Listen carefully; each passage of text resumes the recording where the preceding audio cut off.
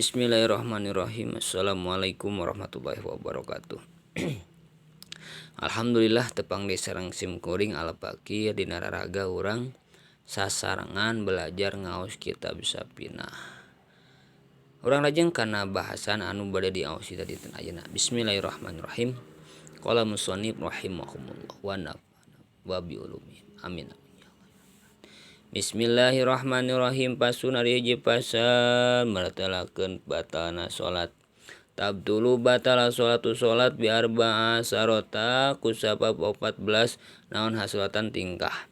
Di dieu musannif nyeratkeun nyarioskeun yen batalna salat teh ku 14 tingkah. Bil hadasi kahijina ku hadas, ku sabab hadas.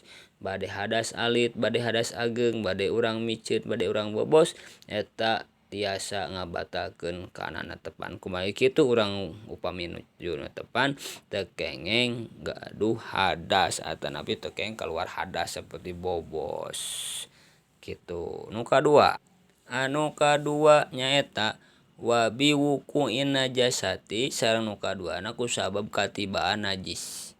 Tah urang nuju natepan teras aya najis cak-cak gitunya ragrag kana panangan urang atanapi kana naon ulah anggota badan urang.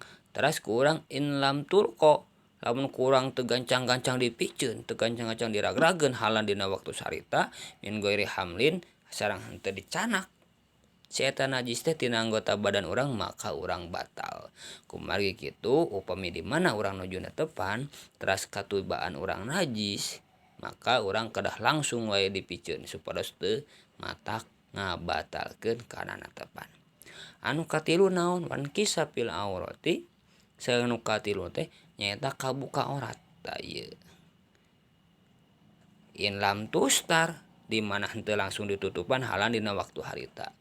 Di mana-mana anu katiluna urang nuju natepan teras kabuka aurat urang teu terang maka eta mah teu sawios. Tapi di mana-mana urang terang yen aurat urang kabuka teras ku urang teu ditutupan dina waktu saharita maka batal natepana. Tapi di mana langsung ditutupan mah eta mah teu janten batal.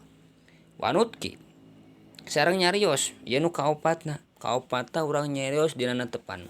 Biharpaini ku 2 huruf au biharpin atanapi ku sahuruf mufhimin anu ngandung hartos anu kapaham. Amdan ngahajana. Di mana-mana urang nuju natepan teras urang nyarios a atanapi hei atanapi ha. Teras ngahaja eta batal. Bade sahuruf a atanapi i atanapi u. Tah ngahaja urang nyariosna biha au biharpin batal. Tapi upami urang teu sengaja mah henteu batal sapertos kitu. Atapi hei tah eta batal kitu lajeng. Nu kalimana wabil mubtiri sareng midamel perkara anu mata ngabatalkeun kana saum amdan ngahaja. Janten naon wae anu mata ngabatalkeun kana saum teras ku urang dipidamel dina waktos natepan maka eta sami ngabatalkeun natepan. Wal akli sareng salajengna tuang al kasiri anu seueur nasian hilap.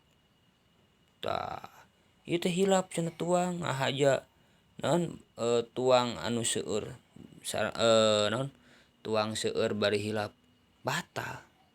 Seueur-seueur teuing hilapnya matak ngabatalkeun janten anu kagenepna teh tuang anu seueur bari hilap eta matak batal. Lajeng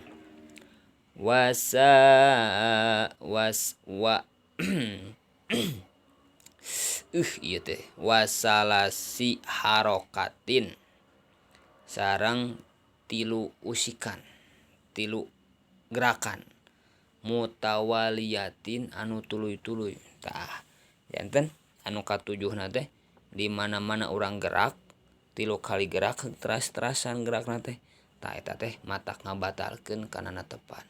Katinggal ku urang 3 kali gerakan curug ke digerak-gerakkeun sambil ngahaja 3 kali gerakan saur sepun guru mah eta matak ngabatalkeun. Tah ni gagaro ku 5 ramo atanapi digusrek-gesrek sapertos kitu eta matak ngabatalkeun.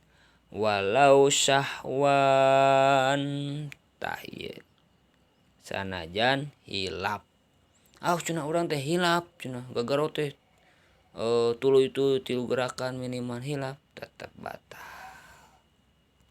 Lajeng anu kadalapana wal wasbatil fahisati nyaeta ngagajleng luncat anu tarik. Tah eta teh mata kabatalkeun urang teh konyong-konyong nuju na tepang teh gajleng luncat anu tarik eta batal. Lajeng deui anu kasabaraha teh anu kasalapana. Anu kasalapan wadarbati sareng neungeul al mufritoti anu tarik. Janten neungeul anu tarik urang nuju na teupan plak urang neutepan lain tepan neungeul anu tarik eta batal. Lajeng deui wajiyadati sareng nambihan rukun fi'liyin anu bangsa padamelan amdan bari ngahaja. Tah urang nambihan rukun anu bangsa padamelan bari ngahaja eta teh matak batal. Nu kasapuluhna mana urang nambihan rukun anu bangsa fi'li bari ngahaja eta batal. Contona tasawufna aya 3 tah tasawuf awal tasawuf tengah tasawuf akhir contona teh batal. Lajeng dilajengkeun wa taqaddumi sareng mayunan ala imamihi ka imamna eta man biruknaini kudua rukun fi'liyaini anu bangsa padamelan duanana. Tah ieu anu ka-11 nya janten urang mayunan imam kitu kudua rukun anu bangsa fi'li maka urang batal. Wa tahallufi sareng ngantunkeunana ti imam bihima ku eta 2 rukun. Tah di dieu bi ghairi udrin ku sabab henteu aya udur. Anu kasabaraha ini ka-11na di mana-mana urang mayunan imam kudua rukun anu bangsa padamelan atanapi urang ngantunkeun atanapi ngantunkeun 2 rukun anu bangsa padamelan ngantunkeun imam kalayan teu aya udur maka eta batal. Contona imam can ruku urang ruku batal. Atanapi imam kedahna tos sujud urang nembe bade ruku. Tah urang kan 2 rukun anu bangsa fi'li ku urang di langkung dilewati janten eta anu matak ngabatalkeun kana natepan miheulaan ka imam atanapi mandeurikeun ti imam ku 2 rukun kalayan teu aya udur jadi ngahaja eta batal. Lajeng ari anu ka-12 nyaeta waniatu sareng niat. Niat naon cenah nyaeta niat qot'is sholati megatkeun salat. Di mana-mana urang nujuna teupan teras urang dina manah urang teh niat megatkeun salat maka pegat salatna maka batal salatna. Wa ta'liqi sareng nyantelkeun qot'iha pegatna salat bisain ku hiji perkara. Wa ta'liqi qot'iha bisain sareng nu ka-13na urang nyantelkeun contona saupamina teh kieu urang nujuna teupan teh di mana aya cak-cak katinggal urang pegat salatna ternyata cak-cak teh katinggal maka di dinya pegat salatna batal salatna kitu. Sok sanaos si cak-cak urang niatna ti awal upami cak-cak katinggal batal salat.